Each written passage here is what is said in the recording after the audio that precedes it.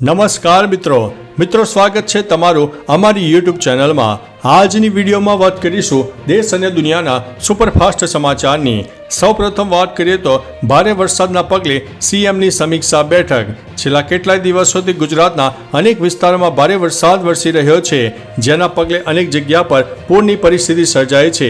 ગાંધીનગરમાં રાજ્યના મુખ્યમંત્રી ભૂપેન્દ્રભાઈ પટેલે વ્યાપક વરસાદના પરિણામે સર્જાયેલી પરિસ્થિતિ અંગે સમીક્ષા બેઠક યોજી હતી, જેમાં તેમણે અસરગ્રસ્ત વિસ્તારોના કલેક્ટર સાથે વિડીયો કોન્ફરન્સથી પરિસ્થિતિની માહિતી મેળવીને જરૂરી આદેશ આપી દીધા છે।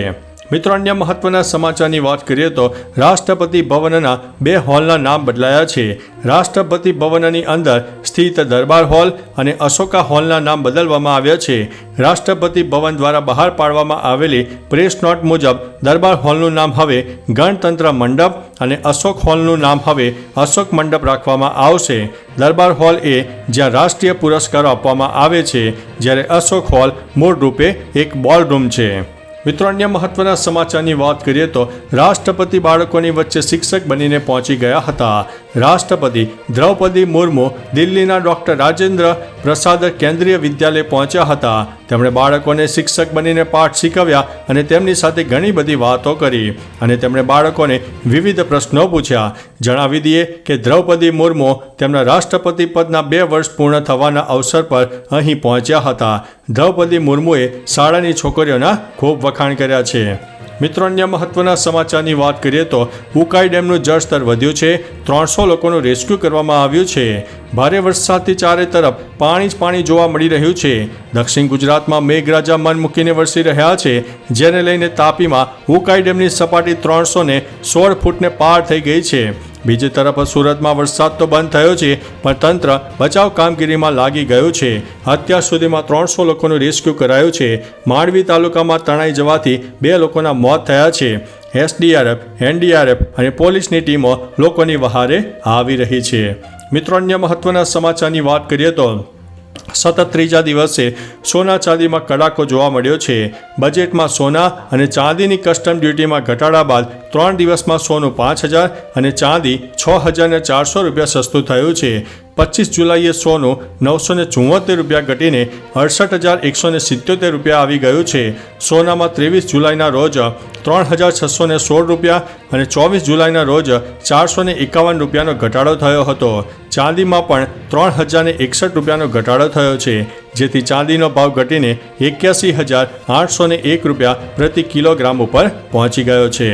મિત્રો, અન્ય મહત્વના સમાચારની વાત કરીએ તો 29 જુલાઈએ થશે મોન્સૂન ફેસ્ટિવલનો ઉદ્ઘાટન સમારંભ। સાપુતારા એ ગુજરાતનું એકમાત્ર હિલ સ્ટેશન છે। દર વર્ષે અહીં મોન્સૂન ફેસ્ટિવલ યોજાય છે। આ વર્ષે સીએમ ભૂપેન્દ્રભાઈ પટેલ અહીં 29 જુલાઈએ મોન્સૂન ફેસ્ટિવલનું ઉદ્ઘાટન કરશે। આ ફેસ્ટિવલ 1 મહિના સુધી ચાલશે, જેમાં ડાંગની વિવિધ ભાતીગળ સંસ્કૃતિ દર્શાવતા કાર્યક્રમો અને રેન રન મેરેથોન થાય છે। સાપુતારામાં દર વર્ષે લાખો લોકો ફરવા આવે છે, ખાસ કરીને ચોમાસા દરમિયાન। મિત્રો, અન્ય મહત્વના સમાચારની વાત કરીએ તો વરસાદી વાતાવરણમાં સિંહણ ઘરમાં ઘૂસી ગઈ હતી। હાલ સૌરાષ્ટ્રમાં વરસાદી માહોલ છવાયો છે, ત્યારે વન્ય પ્રાણીઓ પણ વરસાદની મજા માણી રહ્યા છે। ત્યારે અમરેલી પંથકનો એક વિડીયો સોશિયલ મીડિયામાં વાયરલ થઈ રહ્યો છે। આ વિડીયોમાં એક સિંહણ વરસાદી માહોલ વચ્ચે લટાર મારતી વખતે રહેણાંક વિસ્તારમાં આવી પહોંચી હતી અને ઘરમાં ઘૂસી ગઈ હતી, જેથી ઘરમાં હાજર લોકોના જીવ તાળવે ચોંટી ગયા હતા। આ વિડીયો ગ્રામ્ય પંથકનો હોવાનું અનુમાન છે। મિત્રો, અન્ય મહત્વના સમાચારની વાત કરીએ તો ફાયરિંગ એવી રીતે કરવી કે સલમાન ડરી જાય। સલમાન ખાનના ઘરે 14 એપ્રિલે થયેલા ફાયરિંગની પોલીસ સતત તપાસ કરી રહી છે। પોલીસ પણ આ મામલે અનેક ખુલાસા કરી રહી છે। જોકે પોલીસે આ મામલાને લઈને ચાર્જશીટ દાખલ કરી છે, જેમાં કહેવામાં આવ્યું છે કે લોરેન્સ બિશ્નોઈના નાના ભાઈ અનમોલ બિશ્નોઈએ આ હુમલો કર્યો હતો। આ સિવાય અનમોલ બિશ્નોઈએ બંદૂકધારીઓને એવી રીતે ફાયરિંગ કરવાની સૂચના આપી હતી કે સલમાન ખાન ડરી જાય। મિત્રો, અન્ય મહત્વના સમાચારની વાત કરીએ તો અત્યાર સુધીમાં 6,700 વિદ્યાર્થીઓ પરત આવ્યા છે।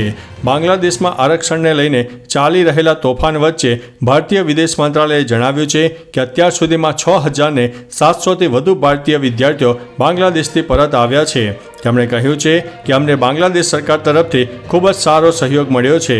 અમારા હાઈ કમિશને તેમની સરહદ ક્રોસિંગ પોઈન્ટ્સ અને એરપોર્ટ પર સુરક્ષિત મુસાફરીની વ્યવસ્થા કરી આપી છે. હેલ્પલાઇન 24/7 કાર્યરત પણ થઈ ગયો છે. પરિસ્થિતિ જલ્દીથી સામાન્ય થઈ જશે. તો ચાલો મિત્રો, ફરીથી દેશ અને દુનિયાના સુપરફાસ્ટ સમાચાર લઈને મળતા રહીશો. ત્યાં સુધી અમને રજા આપશો. નમસ્તે.